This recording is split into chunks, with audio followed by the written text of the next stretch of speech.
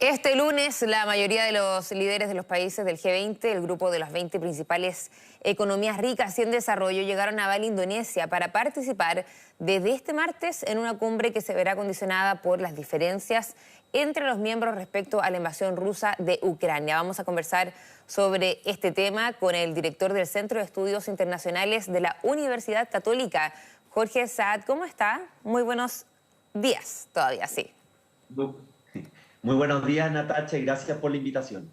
Gracias a usted por estar. Bueno, primero que todo, hay harta expectación en relación a lo que va a ser esta jornada en esta cumbre G20, pero ayer ya vimos este primer acercamiento entre Joe Biden y también Xi Jinping. ¿Cómo se interpreta eso en esta cumbre tan importante? Pienso que en la diplomacia las señales son importantes y esta es una señal de distensión de que las dos principales potencias globales siguen con los canales de comunicación abiertos y con la importancia de que es la primera reunión presencial en 3 años entre Xi Jinping y Biden en un contexto que, como bien sabemos, de rivalidad estratégica entre China y Estados Unidos. Por lo tanto, es una señal de distensión, no resuelve los múltiples temas que tienen las dos potencias, pero habla de un camino de mayor diálogo y de encontrar áreas de entendimiento, aunque haya otras áreas de competencia entre China y Estados Unidos. La ausencia de Putin también seguramente marca un antecedente importante. Está el canciller Sergei Lavrov. ¿Qué implica o cómo impacta esto en esta cumbre G20? Lo anunciábamos al inicio, la invasión a Ucrania. A ver, la guerra de Rusia en Ucrania, sin lugar a duda, es otro de los shocks que ha enfrentado el mundo. Primero fue la pandemia, luego la guerra y sabemos que viene un contexto económico muy complejo para el 2023 a nivel global. Y esta guerra para China es una suerte de piedra en el zapato porque no es la guerra de China. Y Beijing sabe que tiene que enfrentar una serie de desafíos de orden interno: la política cero COVID, la desaceleración de su economía, el envejecimiento de su población. Y por otra parte, Estados Unidos también enfrenta un clima político interno cada vez más polarizado, cada vez más disfuncional y donde también está tratando de lidiar con algunos desequilibrios económicos como es la inflación Claro. y la desaceleración el próximo año. En consecuencia, lo que hoy día se está tratando de hacer es cómo esta guerra que va a cumplir 9 meses ya, Natalia, se buscan algunos canales de entendimiento, de cese al fuego, para poder abrir una línea de negociación. Bueno, al parecer, las autoridades que están ahí ya están de acuerdo, entre comillas, en que no escale aún más, ¿cierto? En este documento que incluso, si no me equivoco, y me corriges tú, Jorge, donde también está firmado por Rusia. Lo que se busca justamente es tratar de desactivar la amenaza nuclear, que Claro. hoy es un escenario posible, pero de baja probabilidad. Porque recordemos que Estados Unidos, China y Rusia son hoy día las 3 principales potencias militares nucleares. Entonces, esta cumbre G20, que tiene la significación de la presencialidad, que la diplomacia a este nivel es muy importante, las reuniones presenciales, busca por una parte atenuar o mitigar esta tensión entre China y Estados Unidos, lo que yo te mencionaba, esta confrontación estratégica, porque hay muchos desafíos globales como el cambio climático, la contención nuclear que requiere los acuerdos de Estados Unidos y China, y por otra parte, tratar de buscar un camino que hoy se ve muy lejano de que esta guerra de desgaste vaya pasando hacia el inicio de conversaciones o negociaciones para desactivar una guerra que ha sido muy lamentable desde el punto de vista humano, social y económico. ¿Crees que esta cumbre G20 en relación a la decisión que se tome por la situación ucraniana podría ser un antes y un después en el conflicto? Pienso que todavía es prematuro pensar en un antes y un después del conflicto, pero sí vemos algunas señales: el retiro de tropas de Rusia, la moral de Ucrania que se ha mantenido firme con una resistencia y una defensa con mucho apoyo de potencias occidentales. Todos pensamos que esto iba a ser una invasión relámpago allá a fines de febrero y la verdad las cosas es que al contrario, ha sido una guerra que se ha prolongado en el tiempo, pero sí creo que aunque todavía no tengamos señales claras de qué es lo que va a ocurrir con la guerra, sí hay un mejor ánimo multilateral de buscar diálogo, de buscar caminos de entendimiento, considerando que hace pocos meses, para la estrategia de seguridad nacional de Estados Unidos, China es el principal desafío geopolítico, así lo señala. Y todos sabemos, Natacha, y con esto termino la idea, de que todo este tipo de conflicto que se está dando a nivel global, donde hay una menor contención, donde veíamos menor colaboración, si no hay mínimas acuerdos entre China y Estados Unidos, es muy difícil que el mundo pueda avanzar. ¿A qué otras cosas o elementos hay que ponerle ojo también en esta cumbre G20? A ver, primero a nivel de las dos grandes potencias, una agenda que ya viene con tiempo, qué va a ocurrir con las sanciones o la llamada guerra comercial. Recordemos que desde el 2017 Estados Unidos y China comenzaron bilateralmente a aplicarse sanciones, mayores aranceles o restricciones a las exportaciones. Por ejemplo, Estados Unidos tiene la prohibición de exportación de chips o de tecnología americana para las empresas chinas. Ahí hay una agenda en todo lo que es el comercio global. Lo segundo es la situación de Taiwán, Claro. que China la definió como las líneas rojas, donde Estados Unidos no ha variado su estrategia de reconocer la política de una sola China, no cuestiona su soberanía, pero sí compromete defensa a Taiwán en caso que sea atacado o invadida.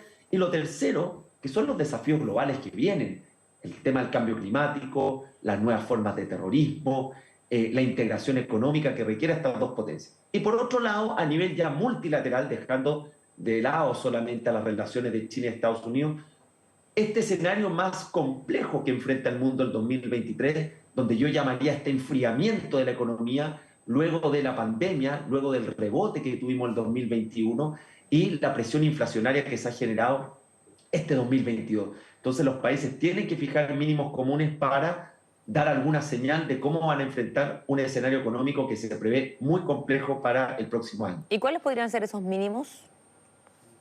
Creo que esos mínimos son, primero, cuáles van a ser las medidas que están tomando los países a nivel macroeconómico y que esas medidas sean lo más coordinadas posible. Hoy tenemos un problema de inflación que viene gradualmente desacelerándose, pero que sigue teniendo un impacto muy sensible en alimentos y en energía.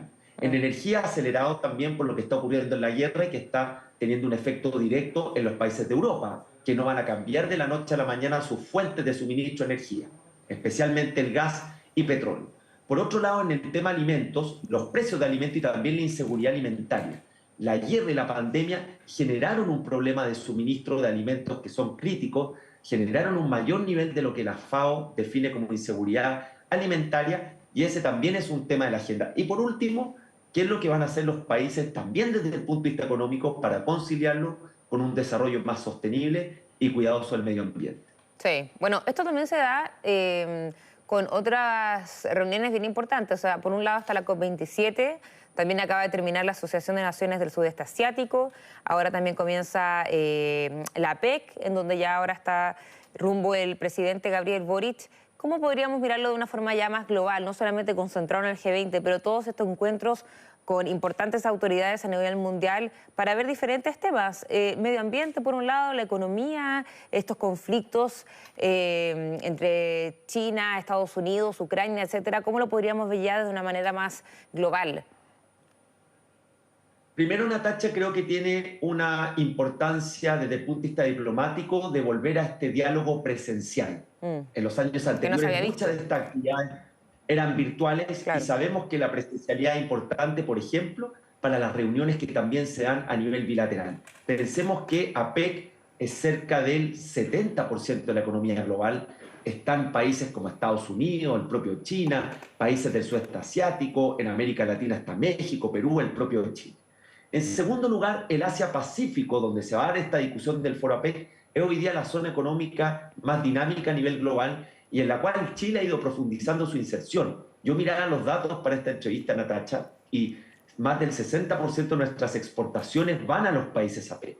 Entonces, la agenda que va a llevar el presidente Boric es de tremenda relevancia, considerando también que nuestro país se acerca a una recesión económica el próximo año y que necesita ir buscando nuevas fuentes de diversificación de sus relaciones comerciales. Mira. O sea, a nivel global y a nivel chileno va a ser muy importante lo que se discuta en el Foro APEC. O Sí, bueno, de hecho nuestros equipos ya están rumbo también con el presidente Gabriel Boric a este foro, esta cumbre, ¿cierto? APEC, que es bien importante. No sé si podríamos conversar un poco más sobre eso porque mencionabas un dato bien importante. 60% de las exportaciones van a estar, de nuestro país tiene relación con los países que van a estar en esta cumbre. ¿Cuál es la importancia más allá de eso para nuestro país, considerando también lo que hemos visto en los últimos meses con los side letters y con diferentes tratados internacionales? A ver, hagamos una pequeña historia. El año 94, cuando Chile decide esta vocación hacia el Asia-Pacífico, se incorpora bajo la presidencia de Frei a la PEC. Ujú. Y desde ahí Chile ha tenido un rol muy protagónico. Por ejemplo, los orígenes del TPP parten con una iniciativa que se llamaba el P4, que incluía a Chile, a Singapur, a Canadá, entre otros países. Y gradualmente, a partir de la PEC, Chile comienza esta mayor integración al Asia-Pacífico que lo llevó a duplicar su comercio en 30 años con los países del Asia.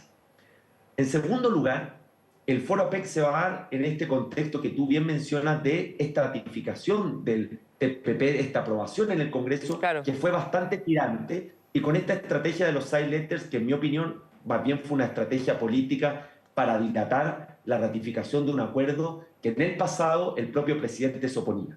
Mm. Pero con la aprobación del Congreso y con las últimas señales que ha dado el gobierno, se espera que la ratificación del TPP sea de aquí a fin de año, y el TPP es un mega acuerdo que justamente está en esta misma zona de la PEC, que es el Asia-Pacífico, y que obviamente va a traer nuevas oportunidades para nuestras empresas, para nuestros emprendedores y para atraer inversión extranjera en un área muy crítica para Chile, donde hay mucho potencial, que es, por ejemplo, las energías limpias o energías verdes. Ujú.